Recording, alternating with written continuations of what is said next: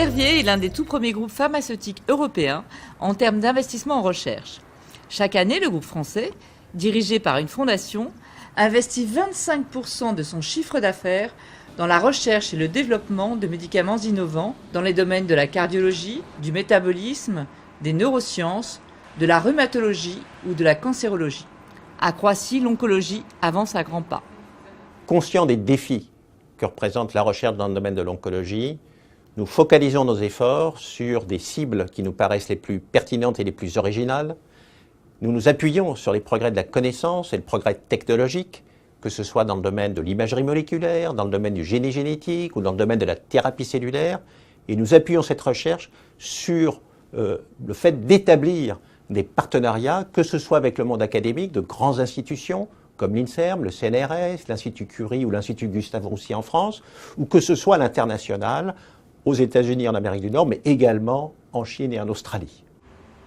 En cancérologie, Servier travaille sur plusieurs voies de recherche comme l'apoptose, qui induit la mort des cellules tumorales, l'immunothérapie, mobilisant le système de défense du patient pour isoler, affaiblir et détruire la tumeur, ou à la découverte de nouvelles molécules qui permettraient de freiner la croissance tumorale. En fait, les cellules cancéreuses prolifèrent parce qu'elles sont devenues immortelles. Et elles sont devenues immortelles parce qu'elles expriment des gènes qui les rendent résistantes à la mort.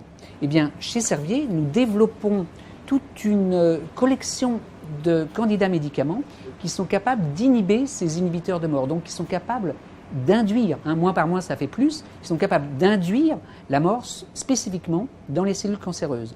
Ce que l'on voit sur ce film, on a des cellules cancéreuses qui sont en train de proliférer, on les a traitées et on voit que ces cellules, très rapidement, meurent.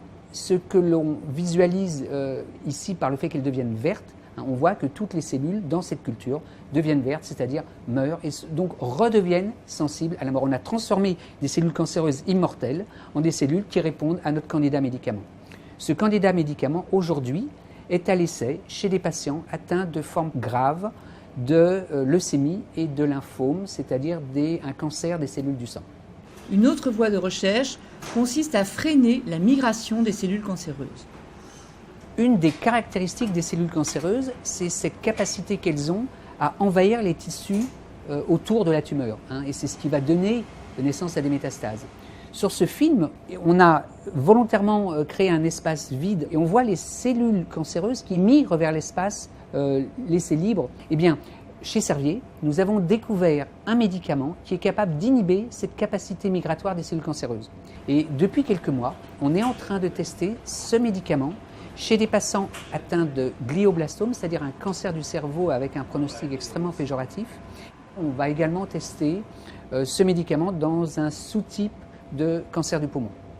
L'amélioration des connaissances permet aujourd'hui d'arriver à caractériser chaque tumeur de chaque patient et ouvre ainsi la porte à une médecine dite personnalisée.